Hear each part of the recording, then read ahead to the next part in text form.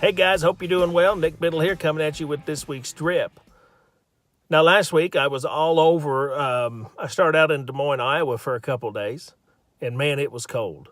And then I caught a plane up to Madison, Wisconsin, and I found out that Des Moines, Iowa wasn't actually that cold at all, because Madison, Wisconsin is a heck of a lot colder. And then I ended up that week in San Antonio. And my intention was to record this drip when I was in Madison, Wisconsin, just to give you guys a little bit of different scenery. But let me tell you, it was so dadgum cold, I just refused to slow down and do it. So I apologize for that. But we're starting a brand new series in the leadership and the success strip on and around the topic of constructive criticism. In all the workshops I do, this topic comes up. I hear all the time how this next generation can't accept constructive criticism. I also see how most of our leaders don't know how to deliver constructive criticism. So we're going to talk about both this week. And the first tip, the first trick that I want to give, whether you're a leader or you're just starting out, is we can't leave constructive criticism up to chance. We can't just hope as leaders that our guys are going to figure this out. And if you're following, if you're an apprentice, if you're getting started out, you just can't hope that you will that your boss is going to tell you when you need to know. Most of the time they will not tell you.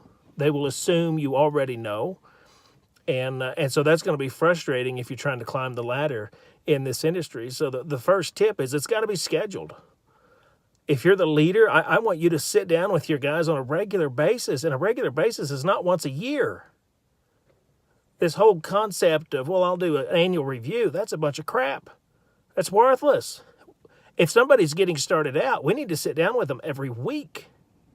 And I'm not talking about sitting down with them for an hour, but can you give them 7 minutes?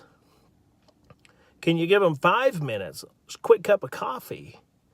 And guys, if you're getting started out, I want you to try to get your foreman or that key journeyman you're working with, try to get them to sit down with you once a week or every 10 days, whatever it takes.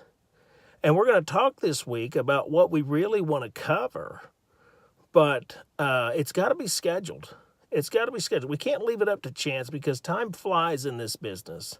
And before you know it, you're going to look up and it's going to be 6 months down the road.